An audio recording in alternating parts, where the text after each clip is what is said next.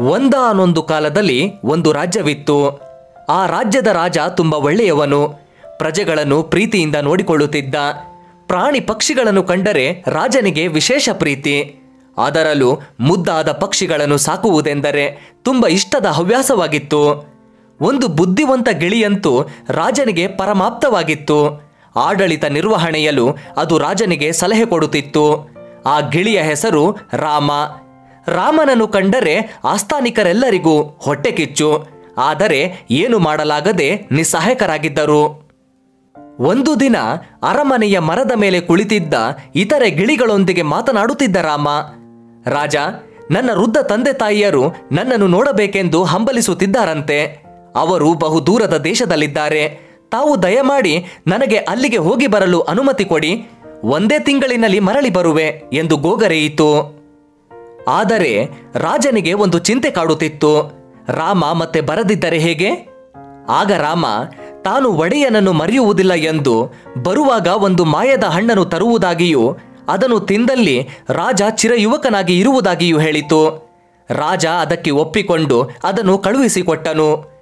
ಗಿಳಿ ಎಷ್ಟೋ ಕಾಡುಗಳು, ಬೆಟ್ಟಗಳು, ಸಮುದ್ರಗಳನ್ನು ದಾಟಿ ತನ್ನ ದೇಶವನ್ನು ತಲುಪಿತು. ತಂದೆ ತಾಯಿ ಬಂಧುಗಳೊಂದಿಗೆ ಸಂತೋಷವಾಗಿ ಕಾಲ ಕಳೆದು ಆ ಮಾಯದ ಹಣ್ಣಿನೊಂದಿಗೆ ರಾಜನಲ್ಲಿಗೆ ಮರಳಿ ಬಂತು. ರಾಜನು ಹಣ್ಣನ್ನು ತಿನ್ನುವ ಬದಲು ಎಲ್ಲರಿಗೂ ಹಣ್ಣುಗಳು ದೀರ್ಘಕಾಲ ಸಿಗುವಂತಾಗಲಿ ಎಂಬ ಉದಾರತೆಯಿಂದ ಹಣ್ಣಿನ ಬೀಜಗಳನ್ನು ತೋಟದಲ್ಲಿ ನೆಡೆಸಿ ಪೋಷಿಸಿದನು. ಆ ಮರ ಬಹುಬೇಗನೆ ಬೆಳೆಯಿತು. ಕಾಯಿಗಳು ಹಣ್ಣುಗಳಾದವು. ಅವನ್ನು ಕೀಳುವ ಮೊದಲೇ ಒಂದು ಪಕ್ವ ಹಣ್ಣು ನೆಲಕ್ಕೆ ಬಿತ್ತು. ದೌರ್ಭಾಗ್ಯವಶತ್ ಅಲ್ಲಿ ಹರಿದು ಹೋಗುತ್ತಿದ್ದ ಸರ್ಪವೊಂದು ಹಣ್ಣನ್ನು ಕಚ್ಚಿ ವಿಷಯುಕ್ತಗೊಳಿಸಿತು. ಇದನ್ನು ತಿಳಿಯದ ಸೇವಕನು ಹಣ್ಣನ್ನು ರಾಜನಿಗೆ ತಂದುಕೊಟ್ಟನು. ರಾಜನು ಮೊದಲ ಫಲ ಎಂದು ದೇವಾಲಯಕ್ಕೆ ಅರ್ಪಿಸಿದನು. ಅರ್ಚಕರು ಅದನ್ನು ದೇವರಿಗೆ ನೈವೇದ್ಯ ಮಾಡಿ ತಾವರ್ಧ ತಿಂದು ತಮ್ಮ ಪತ್ನಿಗೂ ಅರ್ಧ ಕೊಟ್ಟರು. ಹಣ್ಣು ವಿಷಯುಕ್ತವಾದ್ದರಿಂದ ಇಬ್ಬರು ಸತ್ತು ಹೋದರು. ಈ ವಿಷಯ ತಿಳಿಯುತ್ತಲೇ ಆಸ್ಥಾನಿಕರು ಉತ್ಸಾಹದಿಂದ ರಾಜನ ಬಳಿಗೆ ಬಂದರು. ನೋಡಿದಿರ ಮಹಾರಾಜರೇ, ರಾಮ ಎಷ್ಟಾಗಲಿ ಒಂದು ಪಕ್ಷಿ. ನಿಮ್ಮ ಬಂಧನದಿಂದ ಪಾರಾಗಲು ನಿಮ್ಮನ್ನು, ನಿಮ್ಮ ಪರಿವಾರವನ್ನು ಕೊಲ್ಲಲು ಬಯಸಿದೆ.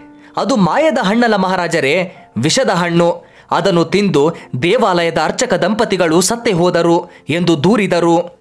ರಾಜನಿಗೆ ವಿಪರೀತ ಕೋಪ ಬಂತು. ಆ ಕೋಪದಲ್ಲಿ ಖಡ್ಗ ಹಿಡಿದು ರಾಮನನ್ನು ಒಂದೇ ಏಟಿಗೆ ಕತ್ತರಿಸಿಬಿಟ್ಟ. ಹೀಗೆ ದಿನಗಳು ಕಳೆದವು. ಆ ಊರಿನಲ್ಲಿ ಇಬ್ಬರು ವೃದ್ಧ ದಂಪತಿಗಳಿದ್ದರು. ಅವರು ಅಷ್ಟೂ ಕಾಲ ಅಗಸರಾಗಿ ದುಡಿದಿದ್ದರು.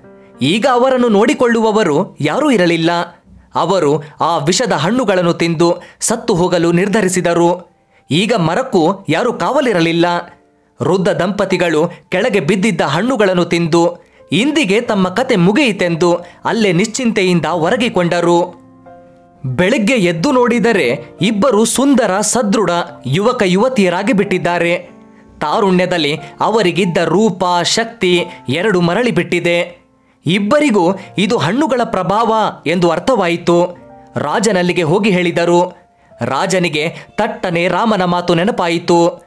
ರಾಜ, ನಿಮಗೆ ಒಂದು ಮಾಯದ ಹಣ್ಣನ್ನು ತರುವೆ. ಅದನ್ನು ತಿಂದಲೇ ನೀವು ಮರಳಿ ಯುವಕರಾಗಿ ಕೊನೆಯವರೆಗೂ ಹಾಗೇ ಇರುವಿರಿ ಎಂದು ಹೇಳಿದ ಮಾತು ಕಿವಿಯಲ್ಲಿ ಗುಯಿಗುಟ್ಟಿತು. ಆದರೆ ಕಾಲ ಮೀರಿ ಹೋಗಿತ್ತು.